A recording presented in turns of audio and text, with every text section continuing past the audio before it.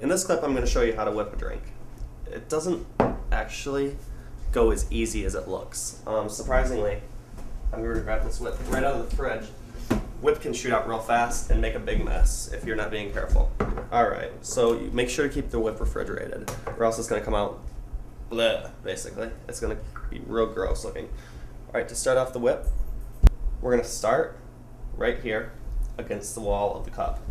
Make sure that you leave enough room from the top of the cup to get the whip in. Alright, you're going to slowly rotate the cup, sticking the whip to the side of the cup. Keep going around.